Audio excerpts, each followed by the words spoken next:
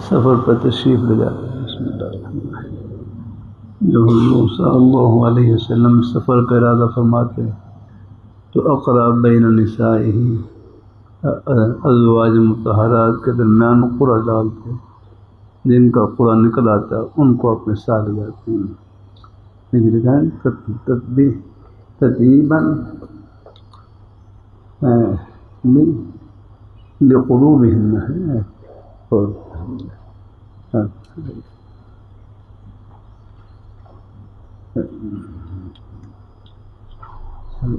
آپ ان کے دل کی خوشی کے لیے قرعہ ڈالتے ہیں تاکہ کسی کے دل میں کوئی اور خیال نہ آئے کہ ان کو میرے اوپر ترجیح دے دی. قرعہ ڈال دی، جن کا قرعہ نکلا ان کو لے جاتے ہیں. اور آپ ہیں جس کو چاہیں آپ ساتھ لے جا سکیں، لیکن پھر بھی آپ ہیں ازواج مطہرات کے قلوب کی دلجوئی کے لیے ہیں اور ان کی خوشی کے لیے، تاکہ کوئی اور خیال نہ آنے پائے تو قرعہ ڈالتے آپ. اور وبه قال حدثنا وروحه بسم الله الرحمن الرحيم. كتاب الصلح باب ما جاء في الإسلام بين الناس وقول الله تعالى لا خير في كثير من نجواهم إلا من أمر بصدقة أو معروف من الإسلام بين الناس وخروج الإمام إلى المواضع ليصلح بين الناس بأخباره. يصلح بين الناس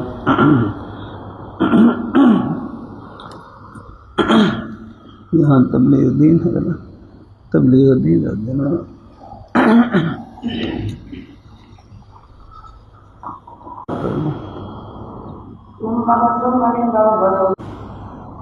جھوٹ دیکھو زبان کی کیا کریں اخلاق مذمومہ جن سے دل کو پاک اور صاف کرنا ضروری ہے، ان میں سے ایک جھوٹ بولنا ہے. حدیث میں آیا ہے کہ آدمی جھوٹ بولتا ہے یہاں تک کہ اس کا عادی ہو جاتا ہے اور وہ اللہ کے ہاں جھوٹا لکھ دیا جاتا ہے. جناب رسول اللہ صلی اللہ علیہ وسلم فرماتے ہیں کہ جھوٹ بولنا مسلمان کی شان نہیں ہے. ایمان اور جھوٹ ایک جگہ جمع نہیں ہو سکتے. ایمان سے مراد ایمان کامل یاد رکھنا کہ ایمان کامل ہو. ایمان کامل وہ ہوتا ہے نا جس کا ظاہر اور باطن کے اوپر اثر ہو جانا. یاد رکھو جھوٹ بولنے سے قلم میں کجی آ جاتی ہے، خواب بھی سچے نظر نہیں آتے. مذاق میں بھی دوسروں کو ہنسانے کے لیے جھوٹ نہ بولو، اور ہمیشہ جھوٹے خیالات اور خطرات سے قلم کو بچائے رکھو، ورنہ قلم میں کجی پیدا ہو جائے گی. اور تجربہ اس کا شاہد ہے کہ ایسے آدمیوں کو خواب بھی سچا نظر نہیں آتا. ایک مرتبہ کسی عورت نے اپنے صغیر سن چھوٹے بچے کو بلایا اور کہا آؤ ہم تمہیں ایک چیز دیں گے. رسول اللہ صلی اللہ علیہ وسلم نے عورت سے دریافت فرمایا اگر بلانے سے بچہ آ گیا تو کیا چیز دو گی؟ عورت نے کہا چھوارے دوں گی چھوارے. تو آپ صلی اللہ علیہ وسلم نے فرمایا اگر کچھ دینے کا ارادہ نہ ہوتا، صرف بہلانے کے لیے ایسا لفظ نکلتا تو یہ بھی زبان کا جھوٹ شمار ہوتا.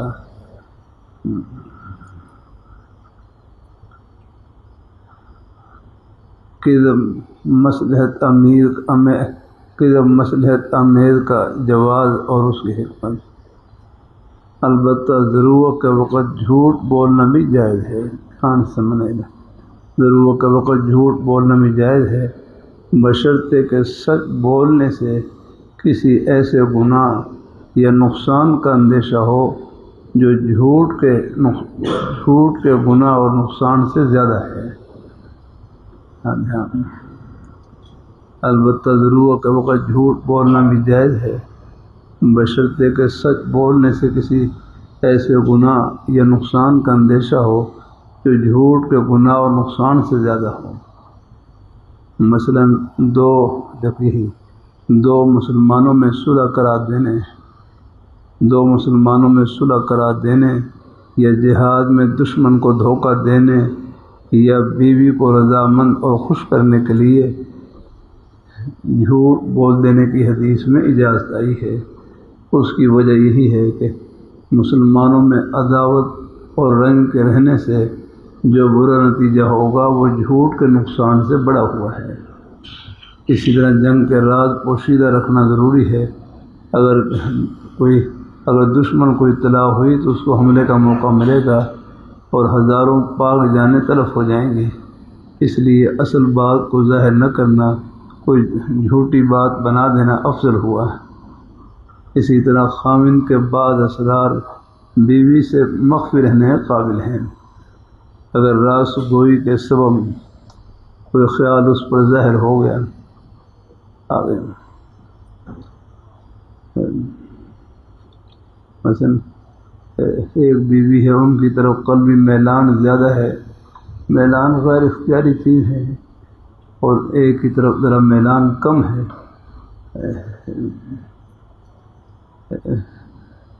اب جن کی طرف کم ہے لیکن یہ ان کی دلجی کی بھی کہہ رہا ہے کہ مجھے آپ سے بہت محبت ہے، آپ سے تعلق ہے، آگے چاہے دل میں کچھ کسی اور کی طرف زیادہ ہو، اپنی اور گھر والی کی طرف زیادہ ہو، لیکن پھر بھی ان کی دلجوئی کرنا یہ اب اگر وہ کہے اب یہاں کو سچی دل کی سچی بات کو ظاہر کرے تو پھر تو بھائی پھر تو وہ تماشا ہو جائے گا۔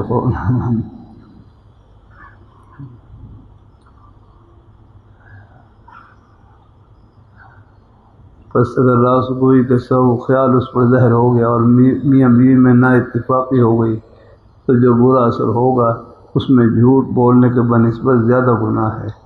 ایسی صورت میں جھوٹ بولنے کی اجازت ایسی ہے جیسے کوئی شخص دو بلاؤں میں مبتلا ہو جائے تو آسان اور ہلکی مصیبت کو اختیار کر لیتا ہے۔ اس کی مثال ایسے سمجھو کہ جیسے کوئی کسی شخص کے بھوکا مر جانے کا اندیشہ ہو تو اس کے لیے مردار بھی حلال ہے۔ اگر یعنی یہ چند ایک موقع ہیں، ان کے علاوہ بس ہیں بلا بس جھوٹ بولنا ٹھیک نہیں ہے، مناسب نہیں ہے۔ پھر بھی وہ غلطی ہو جائے اللہ تعالیٰ سے معافی مانگ لیا کروں۔ اسی طرح اپنا یا اپنے مسلمان بھائی کا مال ظالم کے ہاتھ سے بچانے کو یا کسی کی خفیہ رکھی ہوئی امانت کو محفوظ رکھنے کے لیے دوسروں کے سامنے انکار کر دینا اور جھوٹ بول دینا جائز ہے، اور اپنی معصیت کا اپنے گناہ کا انکار کر دینا بھی اسی وجہ سے جائز ہے کہ فسق و فجور کا اعلان حرام ہے، یعنی گناہ کو ظاہر کرنا حرام ہے۔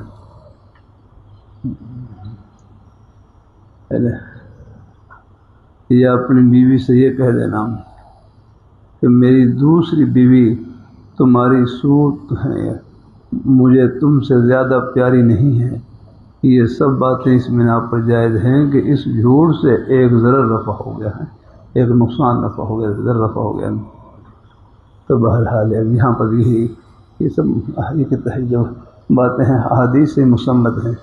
لیس الکاذب الذی یصلح بین الناس، جو آدمی لوگوں کے درمیان صلح کرائے، صلح کے دوران اگر کوئی ایک دوسرے کو اگر وہ خلاف واقعہ بات کہہ دے دلوں کو جوڑنے کے لیے، اس کی گنجائش ہے۔ ہاں کذب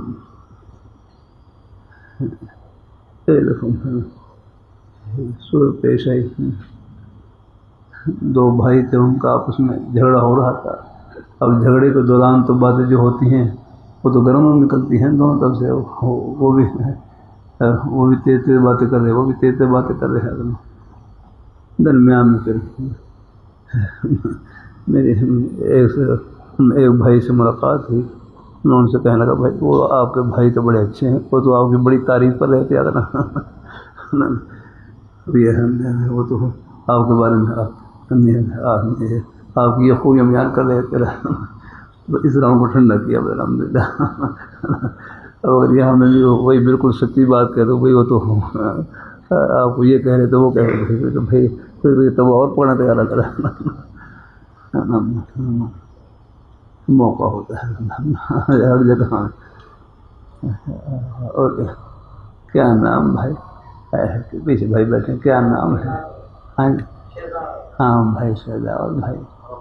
ہاں بھائی اللہ تعالیٰ بھائی پیسے اللہ تعالیٰ خوش رکھے اللہ تعالیٰ ہو جائے. اللہ تعالیٰ اپنے بھائی نیک مجالس کی برکت ہوتی ہے الحمدللہ.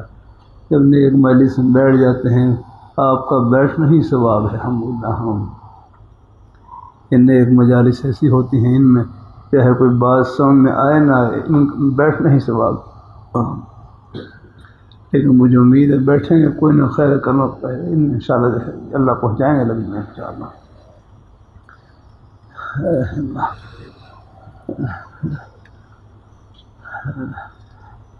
چند مواقع ہیں یاد رہیں. ہاں ایسے وہ مستثنا ہوتے ہیں. اللہ تعالیٰ اپنی مہربانی فرمائے ہے ورنہ عام طور پر ہی ہے کہ جھوٹ بولنا یہ کبیرہ گناہ ہے. اس سے بچنا چاہیے یاد رہیں. ہاں وہ چند ایک میں نے کہا چند ایک جگہ ہیں جہاں پر کوئی گنجائش ہے صرف ہے وہ اس میں اللہ تعالیٰ اپنی مہربانی فرمائے. اللہ اپنی بارگاہ مقبول فرمائے الحمدللہ. انگریز مقال حضرت گنگوئی رحمۃ اللہ علیہ کے پاس سوال بنا گئے آپ کے پاس اسلحہ ہے شاید گھر میں کچھ ہو بھی سی ہر کے ہاتھ میں تسبیح تھی تو میرا اسلحہ تو یہ اسلحہ بس وہ تسبیح کو دے کر واپس چلے گئے. بارہ تسبیح بھی خیر ہے یہ تو ہے روحانی اسلحہ تو یہی اصل ہے.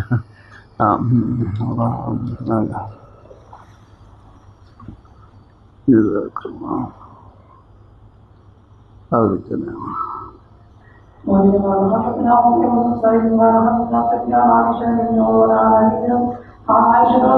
اللہ علیہ وسلم نے من احدث فی امرنا ھذا ما لیس منہ فہو رد. جو ہمارے اس دین میں کسی نئی چیز کو پیدا کرے تو ما لیس جو ہمارے اس دین میں ایسی چیز کو پیدا کرے جو دین سے نہیں ہے پھر دین کے نام سے دین میں پیدا کرے فہو رد تو یہ مردود ہے. آگے اس کا اعتبار نہیں ہے.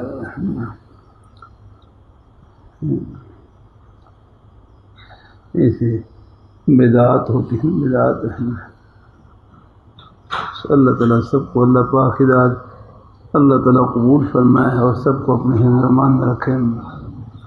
بدعت اسی کو بدعت کہتے ہیں دین کے نام سے دین میں کوئی نئی چیز داخل کر دینا اور پھر اس کو ثواب کا ذریعہ سمجھنا جاتا ہے.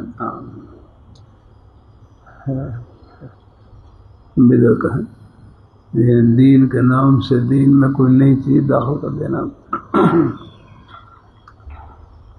ایک تعریفی بھی ہوئی کہ دین کے نام سے دین میں نئی چیز داخل کر دینا اور اس کو ثواب کا ذریعہ سمجھنا یہ بدعت ہے.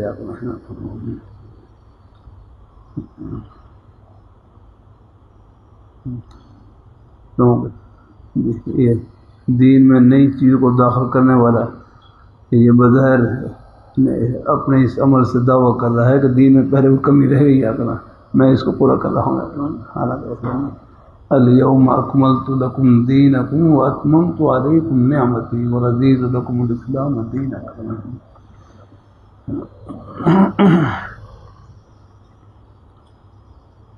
اللہ تعالیٰ اپنی حفاظت میں رکھے. ہمارے عظیم صاحب علامہ خالد موسیٰ رحمۃ اللہ علیہ میں ملتان میں پڑھتا تھا تنظیم اہل سنت کے دفتر میں. غالباً سردیوں کا موسم تھا تو ہر ظہر کی نماز ظہر کی سنتیں مسجد سے باہر میں دھوپ میں پڑھ رہے. ایک ٹوٹی سی صف اس پر نماز پڑھ رہے تو نماز کے دوران ایک تنکا حرک کی انگلی میں چپ گیا ہتھیلی میں چپ گیا. سلام پھیرا تو میں حرک کے پاس ہی کھڑا ہوا. مجھے دیکھ کر فرمانے لگا دیکھو یہ تنکا ہے تنکا چھوٹا سا تنکا ہے یہ میری ہتھیلی میں چبھا ہے اور اس نے پورے جسم کو پریشان کر دیا. اب یہ چھوٹا تنکا ہے اور یہ میری ہتھیلی میں چبھا ہے اور پورے جسم کو اس نے پریشان کر دیا. تو بڑے ذہین تھے. تو میں لگا یہی مثال ہے بدعت کی. بدعت یہی مثال بدعت کی. اور کوئی بھی آپ نئی چیز دین کے نام سے دین میں داخل کریں گے وہ پورے دین کو نقصان پہنچائے گا. پورے دین کو ہے نا.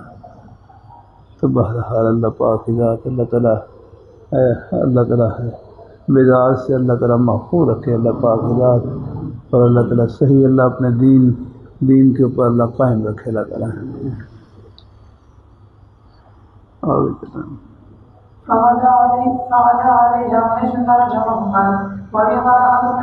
حضور صلی اللہ علیہ وسلم کا ایک مبارک لقب امی ہے. امی کسی سے لکھنا پڑھنا نہیں سیکھا، لیکن یہ حدیث شریف کی بڑی بڑی کتابیں یہ سب حضور صلی اللہ علیہ وسلم کے سینہ تر کا فیض ہے.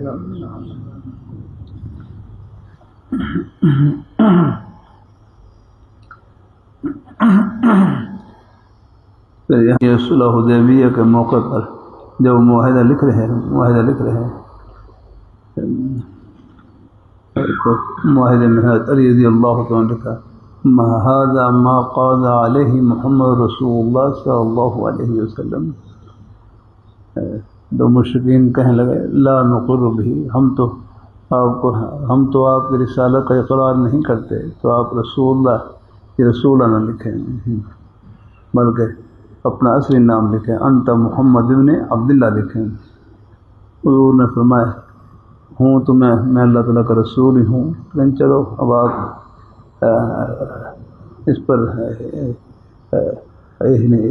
اس کے لکھنے پر راضی نہیں ہے تو پھر میں وہ انا محمد ابن عبداللہ ہے، چلو اپنا اصلی جو نام کا ہے جو وہ آپ نے لکھ دیا.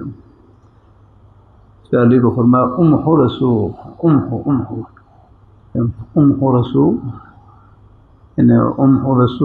اللہ، یہ رسول اللہ کے لفظوں کو آپ محو کر دیں. محو کا معنی مٹانا ہوتا ہے. ویسے میں یہاں چلو ادب کے لیے رسول اللہ کے لفظوں کو محو کر دیں. فرمایا اللہ حضور یہ نہیں ہو سکتا مجھے، واللہ لا امحو کا ابدا، آپ کو مبارک نہ ہے، یعنی میں اس کو نہیں مٹا سکتا ہوں. پھر حضور صلی اللہ علیہ وسلم نے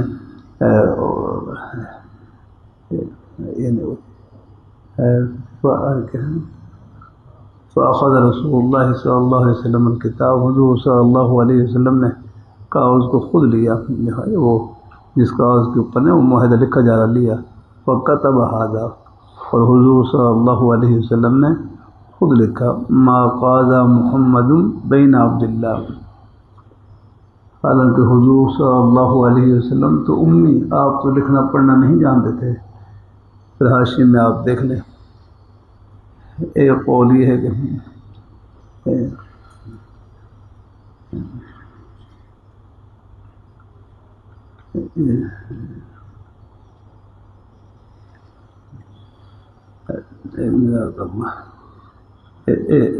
ایک امی ہونے کا مطلب یہ ہے کہ آپ اچھی طرح لکھنا نہیں جانتے. اچھی طرح لکھنا ہے یعنی اچھی طرح یعنی اچھی طرح لکھا ہی نہیں جانتے تھے. ایک معمولی سے لکھنا کوئی تھوڑے بہت ہے، اس میں کوئی ہلکا پھولا لکھنا، کوئی 2-4 لکیریں ڈال لینا، کوئی ہلکی سی بات لکھنا، وہ اس کے منافی نہیں ہے. اور ایک یہ ہے کہ آپ کا یہ لکھے اللہ تعالیٰ اپنی مہربانی فرمایا، اللہ تعالیٰ اپنی مہربانی فرمایا. یہ ہے کتبہ خارقا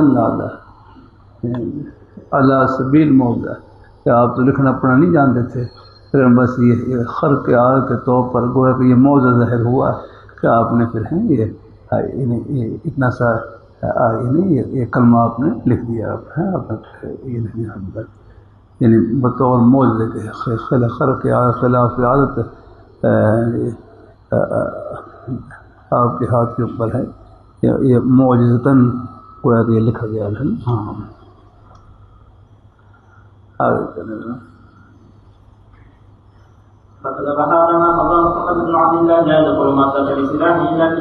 اللہ پر قسم اٹھاتے ہیں، اللہ ان کی قسم کو پورا کر دیتے ہیں. اللہ برہان ہے. آگے چلیں. عن حميد عن انس رضي الله عنه رضي الله وقبلوا الارشاد بعد قول النبي صلى الله عليه وسلم لحسن بن علي بن هذا سيد ولعل الله ان يصلح به بين فئتين عظيمتين وقوله فاصلح بينهما وفي قال حدثنا صلى الله عليه وسلم. حضرت حسن بن علی رضی اللہ تعالیٰ عنہ کو حضور صلی اللہ علیہ وسلم نے فرمایا، ان کے بارے میں فرمایا ھذا سید، یہ سردار ہیں، یہ میرے بیٹے نواسے سردار ہیں. لعل اللہ ان یصلح بین فئتین عظیمتین، اللہ ان کی برکت سے مسلمانوں کی دو عظیم جماعتوں کے درمیان صلح کرائیں گے.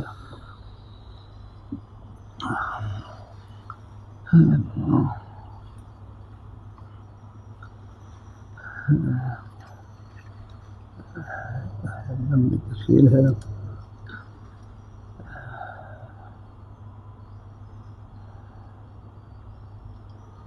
صلح کرائیں گے.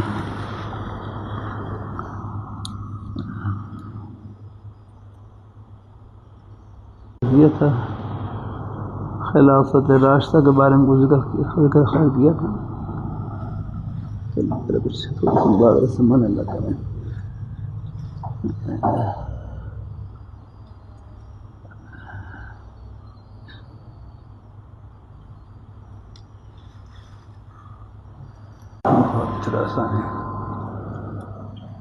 میں کمزور ہوں، ٹھیک لانی پڑتی مجھے.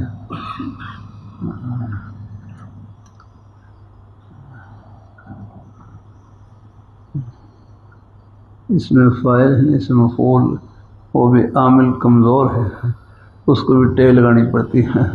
تقیہ گرفتہ اصغر مبتدا ہے، خود کبھی مبتدا پر کبھی موصول پر، تب جا کر وہ عمل کرتا ہے.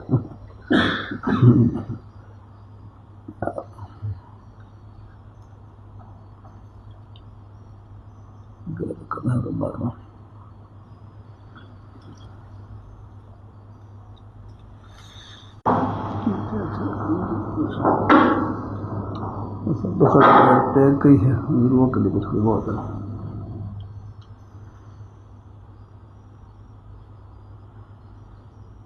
ہاں حضرت علی رضی اللہ تعالی خلافت علی منہاج النبوہ، اس کی مدت کتنی ہے؟ خلافت علی منہاج النبوہ اس کی مدت 30 سال ہے. 30 سال یاد. خلافت علی منہاج النبوہ اس کی مدت 30 سال ہے. حضرت علی رضی اللہ تعالیٰ عنہ کے شہادت کے بعد یہ حضرت حسن رضی اللہ تعالیٰ عنہ خلیفہ بنے. دھیان سے من پہلے تھوڑی سی اور بات سمجھیں. دیکھو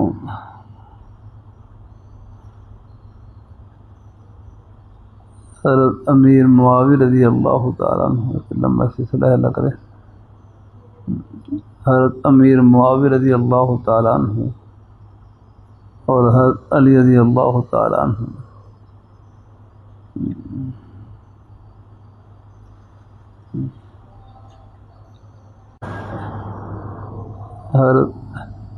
جب حضرت عثمان غنی ذو النورین رضی اللہ تعالیٰ عنہ کو شہید کیا گیا تو اختلاف رائے ہوا.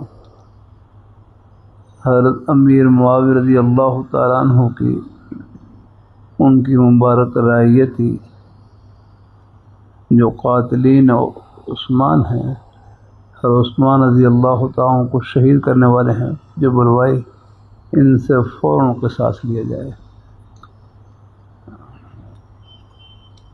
اگر ان سے فوراً قصاص نہیں لیں گے تو پھر یہ تو خلفائے اسلام، امراء اسلام کے قتل کی ایک روش چل پڑے گی آگنا. ان کا مقصد یہ تھا کہ فون کو ہیں فون سے قصاص کیا جائے، لیکن حضرت علی رضی اللہ تعالیٰ عنہ ان کی مبارک رائے یہ تھی کہ ابھی ذرا حالات ذرا یعنی یہاں شور برپا ہے، یہاں پر ان حالات میں اگر فوراً قصاص لیں تو شاید حالات مزید اور خراب ہونے کا اندیشہ ہے۔ حضرت کی رائے یہ تھی کہ ذرا حالات سمجھ جائیں پھر ان سے قصاص لیں گے، بس تھوڑا سا یہ تقدیم تاخیر اختلاف پہ آگے نا۔ اللہ اپنی مہربانی فرمائے، اللہ اپنی مہربانی فرمائے، اللہ اپنی بارگاہ مقبول فرمائے۔ اسی دو بہرحال اسی اختلاف کی وجہ سے دو جنگیں بھی ہوئیں آگنا، ایک جنگ جمل ہے اور ایک جنگ صفین آگنا۔ جنگ صفین حضرت علی رضی اللہ تعالیٰ عنہ حضرت امیر معاویہ رضی اللہ تعالیٰ عنہ ان کے لشکر کے درمیان ہوئی۔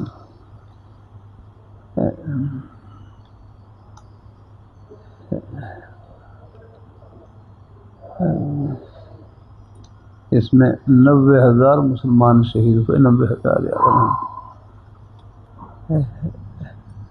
لیکن دیکھو جنگ کے دوران میں بھی آپس میں اعتدال کتنا، دونوں طرف صحابہ بھی تھے اگر تھا۔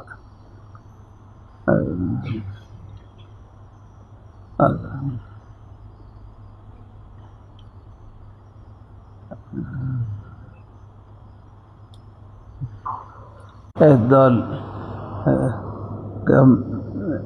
جنگ صفین میں حضرت ابو ہریرہ رضی اللہ تعالیٰ، یہ میں اپنے نیک الساؤں سنا کہ حضرت ابو ہریرہ رضی اللہ تعالیٰ عنہ جنگ صفین میں حضرت علی رضی اللہ تعالیٰ عنہ کے ساتھ تھے، حضرت علی رضی اللہ تعالیٰ کے لشکر میں تھے، لیکن جب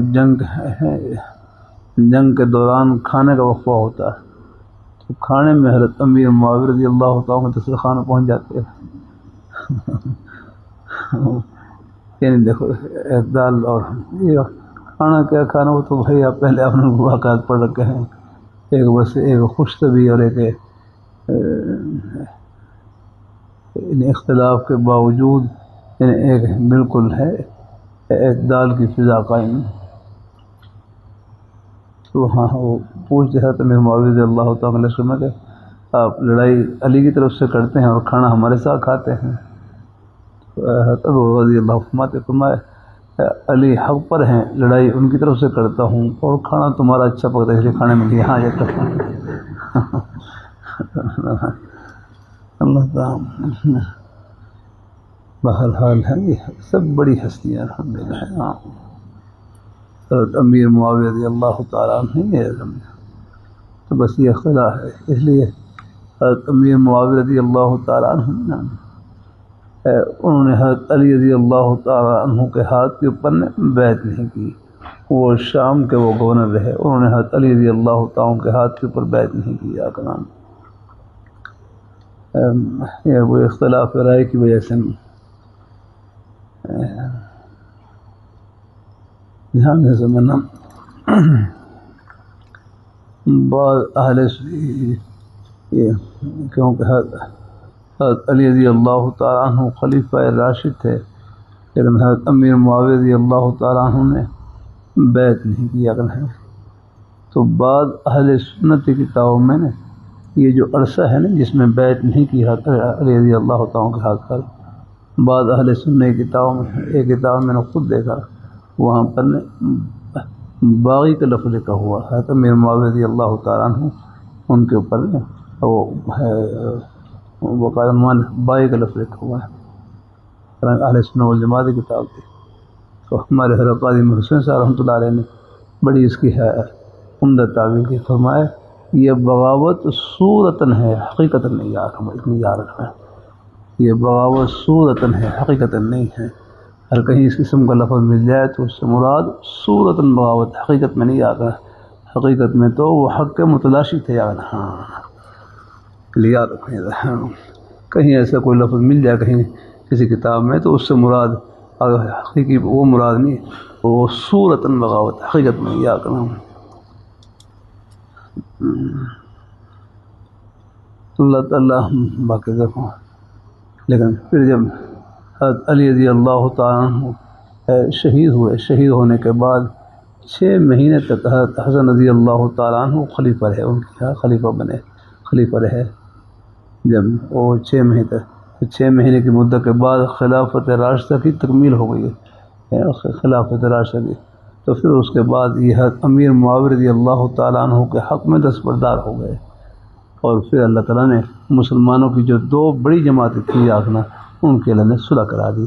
اسی کو یہاں پر حدیث میں ذکر ہے، یہ میرے بیٹے سردار ہیں اور ان کی برکت سے مسلمانوں کی 2 عظیم جماعتوں میں اللہ صلح کرائیں گے الحمدللہ. یہ اسی کا ذکر ہے الحمدللہ. تو بھائی کوئی بات ذہن میں آ گئی ہے؟ ہاں، تمام صحابی دیکھو. پھر حضرت امیر معاویہ رضی اللہ تعالیٰ عنہ صحابی رسول ہیں، کاتب وحی ہیں، ہدایت کے آسمان پر روشن ستارے ہیں. میں نے شعر سنایا تھا نا آپ کو مقال. یہ جنگ صفین ہوئی، اس میں اہل سنت والجماعت کی رائے یہی ہے کہ اس جنگ صفین میں حضرت علی رضی اللہ تعالیٰ عنہ حق پر تھے اور حضرت امیر معاویہ رضی اللہ تعالیٰ عنہ ان سے اجتہادی خطا ہوئی. ابھی اگلی بات یہ ہمارے عظیم بزرگ صاحب مولانا محمد امین صدر وقاری رحمہ اللہ تعالیٰ تشریف لائے. جب پہلا مدرسہ محمدیہ تھا نا، آج سے 27-28 سال پہلے کی بات ہے. کوئی بہرحال تشریف لائے وہاں پر. دورے کے در شعبان کا دورہ ہو رہا تھا، شعبان کا دورے کے درمیان تشریف لائے، بیان فرمایا. بیان کے بعد پھر کمرے میں تشریف فرما ہوئے. پھر کچھ وہاں خیر کی باتیں اشراف فرماتے رہے. تو ان میں سے ایک ہی فرمایا ہمارے حضرت اور حضرت مولانا قاضی عمر حسین صاحب رحمہ اللہ تعالیٰ یعنی بڑی پیاری بات ارشاد فرماتے. میں دیکھو حضرت امیر معاویہ رضی میں کہ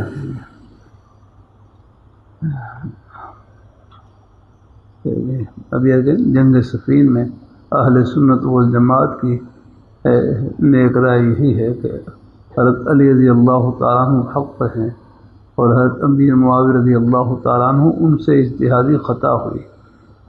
تو حضرت قاضی صاحب رحمہ اللہ تعالیٰ فرماتے ہیں کہ اللہ تعالیٰ کے اجر و ثواب کے پیمانے مختلف ہیں. اللہ تعالیٰ کے اجر و ثواب کے پیمانے مختلف ہیں، صحابہ کے لیے اور غیر صحابی کے لیے اور. کہ اللہ تعالیٰ کے اجر و ثواب کے پیمانے مختلف ہیں، صحابہ کے لیے اور ہے اور غیر صحابی کے لیے اور ہے. صحابہ کے بارے میں تو آپ خارشی میں پہلے شاید پڑھ لیا ہو یا کہ پڑھ لیں گے. صحابہ کے بارے میں آتا ہے کہ لا تسبوا اصحابی، لا تسبوا اصحابی، کہ تم میرے پیارے صحابہ کو حذف ملامت نہ بناؤ، ان کو برا بھلا مت کہو یا کہنا. لا تسبوا اصحابی، کہ میرے پیارے صحابہ کرام کو حذف ملامت کا نشان نہ بناؤ، ان کو برا بھلا مت کہو. ان کا مقام یہ ہے لو انفق احدکم مثل احد ذهبا، لو انفق احدکم مثل احد ذهبا، لو انفق احدکم مثل احد ذهبا ما بلغ مد احدهم ولا نصیفہ، کہ تم احد پہاڑ کے برابر سونا خرچ کرو. لو انفق احدکم مثل احد ذهبا، کہ تم میں سے کوئی ایک احد پہاڑ کے برابر سونا خرچ کرے اور میرے پیارے صحابہ ایک مد، میں دکھلایا تھا نا، ایک مد یا نصف مد جو خرچ کریں. آگے تمہارا احد پہاڑ کے برابر سونا خرچ کرنا میرے پیارے صحابہ کے ایک مد جو خرچ کرنے یا نصف مد جو خرچ کرنے کو نہیں پہنچ سکتا. ہاں، اللہ تعالیٰ کے اجر و ثواب کے پیمانے مختلف ہیں، صحابہ کے لیے اور ہے اور غیر صحابی کے لیے اور ہیں. صحابہ کے بارے میں فرما دیے کہ لو انفق احدکم مثل احد ذهبا، کہ اگر تم احد پہاڑ کے برابر بھی سونا خرچ کرو اور میرے پیارے صحابہ ایک مد یا نصف مد جو خرچ کریں تم اس کو نہیں پہنچ سکتے اگلا ہم جو مقام خلوص میں ان کا ہے وہ کسی کا نہیں ہے اگلا اس پر پھر قیصہ فرماتے کہ حضرت امیر معاویہ رضی اللہ تعالیٰ عنہ اور ان سے اجتہادی خطا ہوئی، وہ مجتہد تھے، اجتہادی خطا ہوئی، اور اجتہادی خطا پر تو باقاعدہ ثواب ملتا ہے۔ آپ نے پڑھا ہوگا نا سورہ فلح کتاب میں، اگر مجتہد ثواب کو پہنچ جائے تو دوہرا اجر ہے، اور اگر خطا کر جائے اور ان سے مجتہد سے خطا ہو جائے تو پھر بھی اس کو اجر ملے گا، پھر بھی اس کو محنت کا اجر ملے گا، کوشش کا اجر ملے گا۔ اگر فرمایا کہ حضرت امیر معاویہ رضی اللہ تعالیٰ عنہ ان سے اجتہادی خطا ہوئی، لیکن وہ صحابی رسول ہیں، کیا معلوم ان کو اجتہادی خطا پر اللہ تعالیٰ وہ ثواب عطا فرمائیں جو ہمیں کسی مسئلے میں بعد والے حضرات کو کسی مسئلے میں درست پہنچنے پر نہ ملے جتنا ان کو خطا پر ثواب مل رہا ہے۔ الحمدللہ بہت بڑی ہستی ہے، ہمیں تمام صحابہ ہماری آنکھوں میں ٹھنڈک اور سر کے تاج ہے۔ الحمدللہ اللہ تعالیٰ اپنی مہربانی فرمائے۔ باقی رہا یزید کے بارے میں، حضرت امیر معاویہ رضی اللہ تعالیٰ بیٹے یزید کے بارے میں کربلا کا واقعہ اس کے دور حکومت میں پیش آیا۔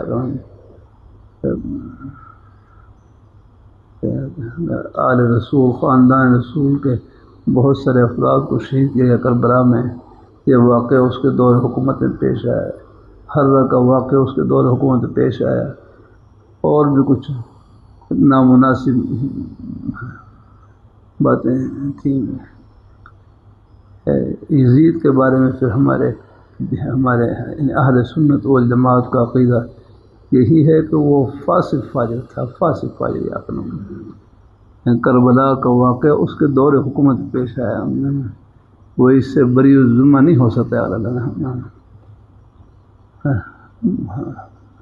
ہم حسینی ہیں، یزیدی نہیں ہیں۔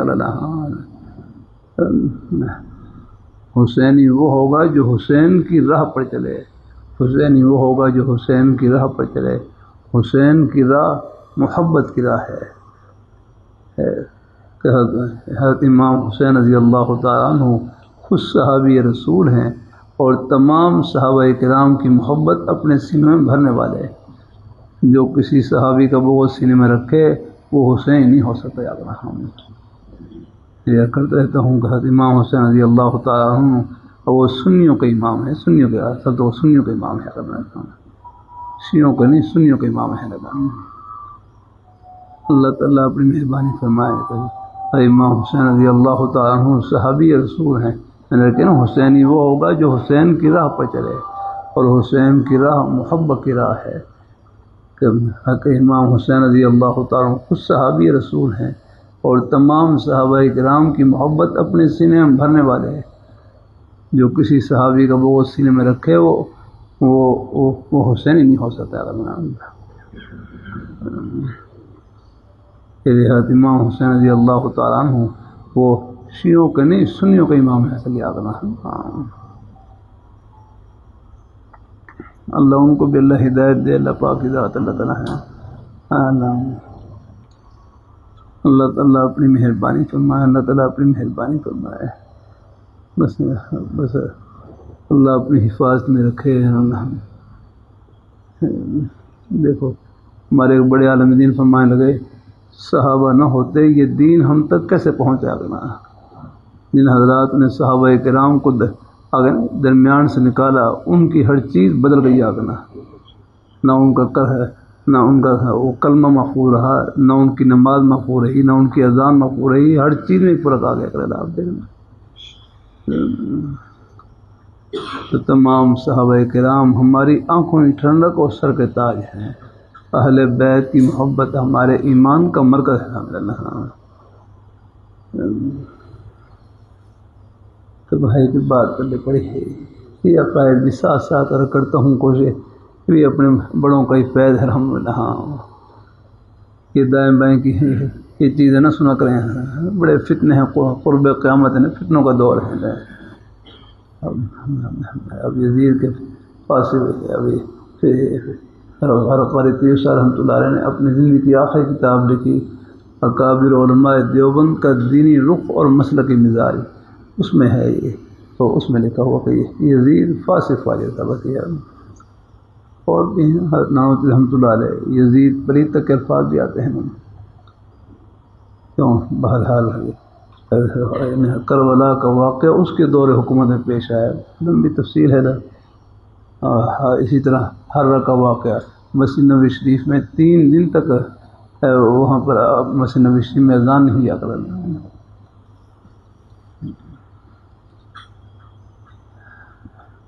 بعد میں تو امام احمد رحمۃ اللہ علیہ سے تکفیر کا بھی قول منقول ہے، لیکن اہل سنت والجماعت کا جمہور ہیں، اہل سنت والجماعت کا رائے یہی ہے کہ وہ فاسق فاجر تھا۔ بعض لوگ ہیں وہ یزید کی حمایت میں آگے بڑھ جاتے ہیں اور پھر اہل بیت کی شام میں بیت بھی صحیح کر جاتے ہیں۔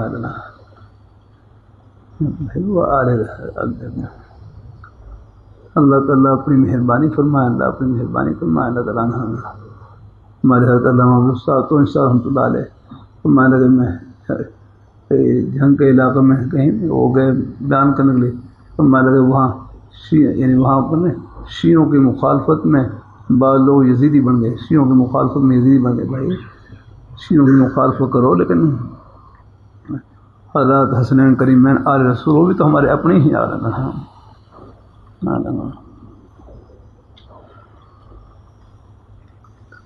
بہرحال تمام صحابہ کرام ہماری آنکھوں کی ٹھنڈک اور سر کے تاج، اور اہل بیت کی محبت ہمارے ایمان کا مرکز ہے، یہ سب الحمدللہ ہے۔ اللہ تعالیٰ اپنی مہربانی فرمائے، بلکہ اللہ تعالیٰ اپنی بارگاہ مقبول فرمائے الحمدللہ۔ میں کیا کر رہا تھا، بات چلی گئی انشاءاللہ۔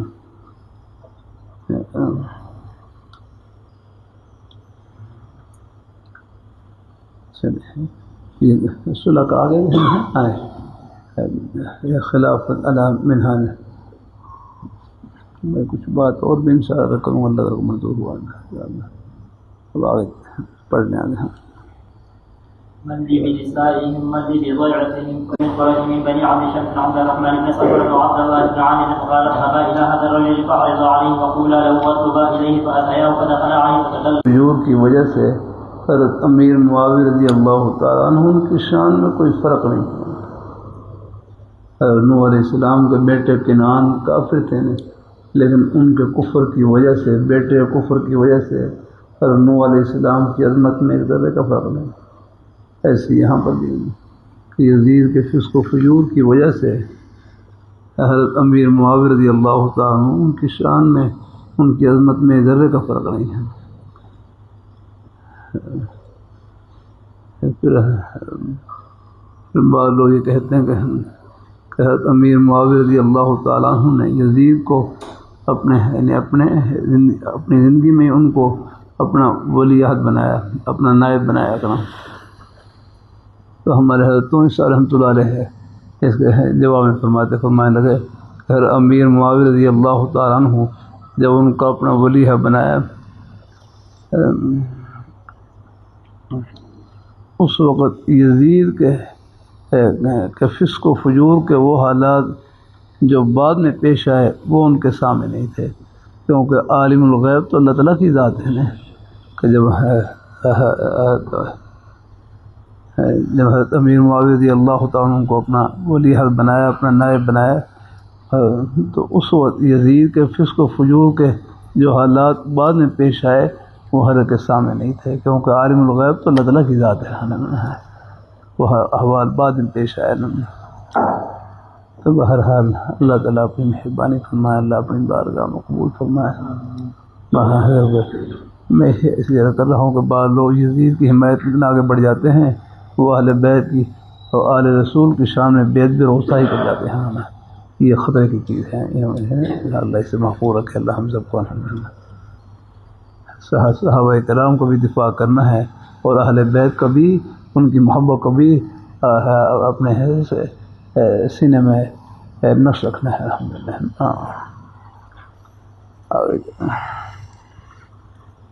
ويقول إن ابن هذا سجن ولعل الله أن يصلح به بين فئتين عظيمة.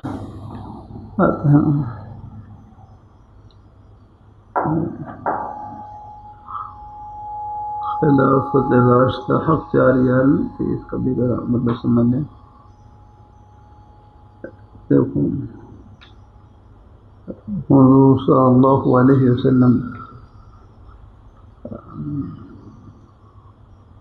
مکہ مکرمہ میں تشریف فرما، نبوت کے اعلان کے بعد 13 سال تک حضور صلی اللہ علیہ وسلم اور آپ کے پیارے صحابہ کرام نے مشرکین مکہ کے ظلم و ستم برداشت کیے.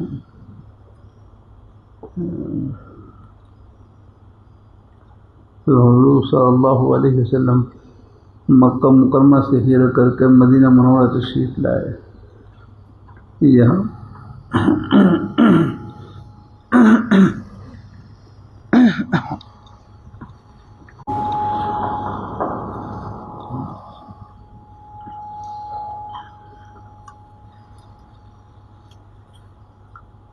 بھی جنگوں کا سلسلہ شروع ہو گیا. یہاں بھی جنگ بدر، جنگ احد، جنگ خندق اور کتنے سرایہ، یعنی 27 غزوات میں تو خود حضور صلی اللہ علیہ وسلم شریک ہوئے. یہاں بھی جنگوں کا سلسلہ شروع ہو گیا. تو آپ صلی اللہ علیہ وسلم، آپ کے پیارے صحابہ کرام نے آپ کی خدمت میں رکھی. حضور مکہ مکرمہ میں وہاں پر بھی 13 سال ہم نے ظلم و ستم برداشت کیے، اور یہاں مدینہ منورہ میں آئے ہیں. یہاں بھی جنگوں کا سلسلہ شروع ہو گیا. تو کبھی کبھی امن کا دور بھی آئے گا، امن کا دور بھی آئے گا. تو اللہ تعالیٰ نے پہلے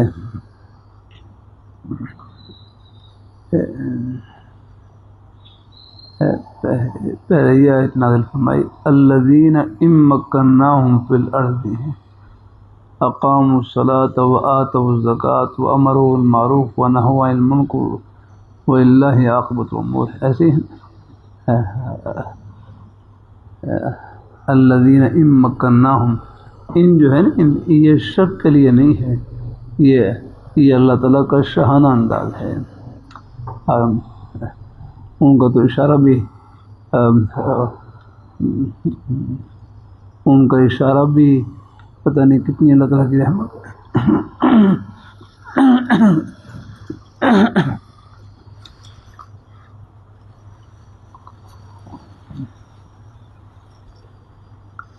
الذین امکا، اگر ہم ان کو قدرت دیں، اگر ان کو ہم سلطنت عطا کریں، اس میں اشارہ ہے، اس میں اللہ تعالیٰ نے اشارہ دیا ہے. الذین ان مکناہم فی الارض اقاموا، اگر ہم ان کو قدرت دیں، ان کو سلطنت عطا کریں، تو یہ کیا کریں گے؟ اقاموا الصلاۃ، یہ نماز کو قائم کریں گے، زکوٰۃ کو ادا کریں گے، امروا بالمعروف ونہی عن المنکر، ان تمام فرائض کو انجام دیں گے. اس میں گویا کہ خلاف کی طرف اشارہ تھا. پھر آگے اللہ تعالیٰ نے صراحتاً یاد رکھنا آیت استخلاف نازل فرمائی، جس میں خلافت کا وعدہ فرمایا. کیسے؟ کون سی آیت ہے؟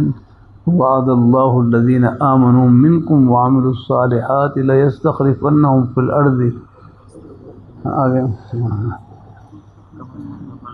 کہا من قبلہم ولیمکنن لہم دینہم الذی ارتضی لہم ولیبدلنہم من بعد خوفہم امنا.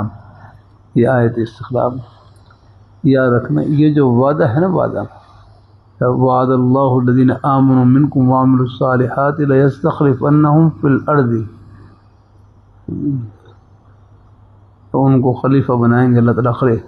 یہ خلافت کا وعدہ یہ مہاجرین کے ساتھ خاص ہے ہو گیا. یہ اور مہاجر صحابہ وہ 4 ہیں. اگر یعنی خلفائے راشدین میں جو مہاجر صحابہ ہیں وہ کتنے ہیں؟ 4 ہیں. حضرت ابوبکر صدیق رضی اللہ تعالیٰ عنہ، حضرت عمر فاروق رضی اللہ تعالیٰ عنہ، حضرت عثمان غنی. کیونکہ یہ سوال انہوں نے کیا نا وضو کہ ہم نے وہاں بھی یعنی مشرکین کے مکہ مکرمہ میں مشرکین کے ظلم و ستم برداشت کیے، اور یہاں آنے کے بعد بھی جنگوں کا سلسلہ شروع ہو گیا تو کبھی امن بھی آئے گا یا کرنا. تو پھر اللہ تعالیٰ نے یہ آیت نازل فرمائی وعد اللہ الذین آمنوا، پہلی آیت میں اشارہ دیا ہے یعنی اور اس میں پھر صراحت اللہ تعالیٰ نے خلافت کا وعدہ فرمایا.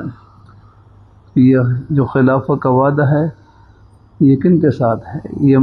یہ مہاجرین کے ساتھ خاص ہے، اور یعنی جو مکہ مکرمہ سے ہجرت کر کے مدینہ منورہ تشریف لائے تو مہاجر صحابہ کتنے ہیں؟ مہاجر صحابہ حضرت ابوبکر صدیق رضی اللہ تعالیٰ عنہ، حضرت عمر فاروق رضی اللہ تعالیٰ عنہ، حضرت عثمان غنی ذو النورین رضی اللہ تعالیٰ عنہ، اور حضرت علی مرتضیٰ شیر خدا رضی اللہ تعالیٰ. یہ چار ہیں.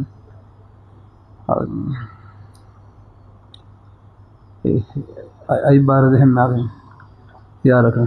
باقی حضرت عبداللہ ابن زبیر رضی اللہ تعالیٰ عنہ آ گئی، ان کی بھی مکہ مکرمہ میں ان کی بھی ہے خلافت تھی، مکہ مکرمہ میں ان کی ہے ان کی حکومت تھی، خلافت تھی. اسی طرح حضرت امیر معاویہ رضی اللہ تعالیٰ عنہ آ گئے، ان کی بھی خلافت رہی ہے، خلافت رہی، بلکہ 63 لاکھ مربع میل پر ان کی حکمرانی رہی جا کر. اور اسی طرح حضرت عمر ابن عبدالعزیز رحمہ اللہ تعالیٰ وہ بھی خلیفہ رہے جا کر. یہ تھوڑا سا فرق یاد رکھنا ہے یا ان کی جو خلافت ہے دھیان سے سمجھنا، وہ جو کہا جاتا ہے خلیفہ میں ان کی خلافت راستہ ہے، عادلہ ہے، لیکن معودہ نہیں ہے. معودہ کا معنی جس کا وعدہ کیا گیا ہے، قرآن پاک میں وعدہ کیا گیا ہے، جو جس کا وعدہ کیا گیا ہے وہ کن کے ساتھ خاص ہے؟ وہ مہاجرین کے ساتھ خاص ہے. تو مہاجر صحابہ کتنے ہیں؟ 4 ہیں. یہ جو کہا جاتا ہے نا خلافت راشدہ حق 4 یار، اس کا مطلب کیا ہوتا ہے؟ بعض بیچارے وہ کہتے ہیں خلافت راشدہ حق 4 یار ہوگا، وہ بعض حق 4 یار نہیں، یعنی حق سب یار یوں لگاتے ہیں. جو اصل میں اصطلاح کو سمجھنا چاہیے. خلافت راشدہ حق 4 یار کا مطلب یہ ہے کہ خلافت راشدہ معودہ کہ جس کا قرآن پاک کے اندر وعدہ کیا گیا ہے اس کا مستحق یہ 4 یار ہے. یہ مطلب ہے اس کا. خلافت راشدہ حق 4 یار نے خلافت راشدہ معودہ جس کا قرآن پاک کے اندر وعدہ کیا گیا ہے وعد اللہ الذین آمنوا، اس کا مستحق 4 یار ہے. اور وہ وعدہ کن کے وہ مہاجر کے صحابہ کے ساتھ خاص ہے. اور مہاجر صحابہ کتنے ہیں؟ 4. اور باقی حضرات عبداللہ ابن زبیر رضی اللہ تعالیٰ عنہ، حضرت امیر معاویہ رضی اللہ تعالیٰ عنہ، اسی طرح اور حضرت عمر ابن عبدالعزیز رحمہ اللہ تعالیٰ ان کی بھی خلافت رہی جاگنا. لیکن یہ خلافت راشدہ معودہ نہیں جاگنا ہے، کیونکہ حضرت امیر معاویہ رضی اللہ تعالیٰ عنہ فتح مکہ کے موقع پر مسلمان ہوئے، کوئی مہاجر صاحب میں سے نہیں ہے. حضرت عبداللہ ابن زبیر رضی اللہ تعالیٰ عنہ ان کی پیدائش مدینہ منورہ میں ہوئی. ہجرت کے بعد مدینہ منورہ میں جو پہلے بچے پیدا ہوئے نا وہ حضرت عبداللہ ابن زبیر تھے. ان کی پیدائش مدینہ منورہ میں ہوئی. اور حضرت عمر ابن عبدالعزیز رحمہ اللہ تعالیٰ تابعین میں سے ہیں. تو ان کی جو خلافت ہے اس کو کہیں خلافت راشدہ عادلہ، کیونکہ ان کی خلافت راشدہ بھی ہے، رشد و ہدایت سے بھری ہوئی، عادلہ بھی ہے، عدل و انصاف سے بھری ہوئی، لیکن معودہ نہیں ہے. معودہ جس کا قرآن پاک کے اندر وعدہ کیا گیا ہے اس کے مستحق وہ 4 یار ہے. الحمد للہ اس لیے فرق کر لینا الحمد للہ کہ خلافت راشدہ معودہ ہے، اس کے مستحق کتنے ہیں؟ وہ 4 یار. یہ جو کہا جاتا ہے نا خلافت راشدہ 4 یار، اس کا مطلب یہ ہے خلافت راشدہ معودہ جس کا قرآن پاک کے اندر وعدہ کیا گیا ہے اس کے مستحق 4 یار ہیں.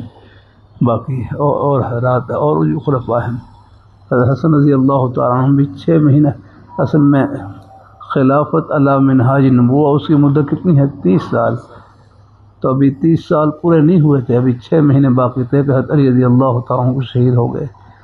تو پھر حضرت حسن رضی اللہ تعالیٰ عنہ خلیفہ بنے. 6 مہینے تک وہ خلیفہ رہے، تو ان کی خلافت یہ تتمہ تھی اس خلافت راشدہ کی، یہ تتمہ ہے اس کا ہے خلافت راشدہ کی۔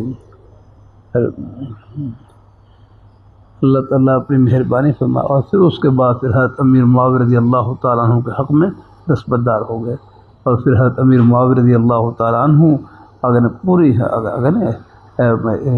تمام مسلمانوں کے بال اتفاق وہ خلیفہ بن گیا، الحمدللہ سب کے خلیفہ بن گئے۔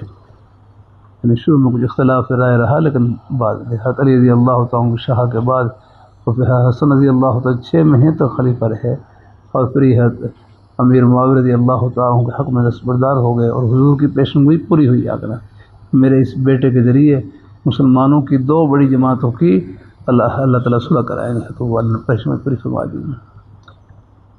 اور تو جو اصل خلافت راشدہ حق چار وہ اس کا ہے، وہ میں نے کہا وہ اس کے ہے حقدار کتنے ہیں، 4 جا رہے ہیں، اس کے مستحق جا رہے ہیں، باقی ان حضرات کی خلافت بھی خلافت راشدہ بھی ہے، عادلہ بھی ہے، عدل و انصاف سے بھری ہوئی، لیکن معودہ نہیں ہے، کیونکہ میں نے کہہ رہا کہ یہ جو وعدہ ہے یہ مہاجرین کے ساتھ خاص ہے، اور مہاجر صحابہ وہ 4 ہیں۔ ذہن میں آگے بات، ہاں اس لیے فرق یاد رکھنا الحمدللہ۔ بعض رات میں بغیر فرق کے خلفاء کی تعداد بڑھا دیتے ہیں، کچھ 6 لکھ دیتے ہیں، کچھ 7 لکھ دیتے ہیں، لیکن اس میں فرق ہے اصل وہ خیر، یعنی جو اصل جو خلفاء راشدین کا جو مصداق ہے وہ تو وہ 4 ہی ہیں، باقی حضرات کی خلافت راشدہ بھی ہے، عادلہ بھی ہے، لیکن معودہ نہیں ہے، جس سے قرآن پاک کا وعدہ کیا گیا ہے اس کے مستحق وہ 4 جا رہے ہیں۔ ذہن میں آگے بات ہے، ہاں اللہ کا ان شاء اللہ اللہ اپنی بارگاہ میں قبول فرمائے۔ چلو یہ کچھ چیزیں ہیں ساتھ ساتھ الحمدللہ، چلو جزاک اللہ۔ تقریب عام پڑھا ہے نا شاشی،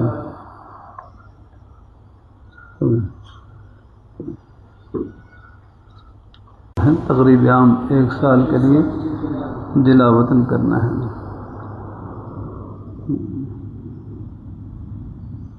اب اس کا آسان طریقہ ہے 1 سال کے لیے تبلیغ جماعت میں چلا جائے گا، چلو یعنی نیک باتیں سننے سے اور بھی اصلاح ہو جاتی ہیں، مجھے اللہ تعالیٰ توفیق نصیب فرمائے۔ آگے چلیں، عام جو ہے یہ قاضی کی ثوابدید پر محمول ہے، یہ بطور حد کے نہیں ہے، بطور سیاست کے ہے، نہ قاضی کی ثوابدید پر محمول ہے۔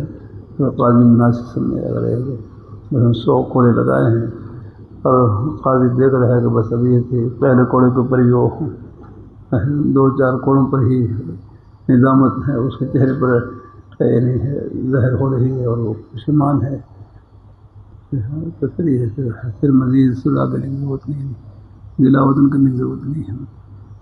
اور اگر کوئی ایسی حالت ہے کہ بالکل اس کو کوئی اثر محسوس نہیں ہو رہا، پھر یہ ہے کہ خطرہ ہے کہ دوبارہ پھر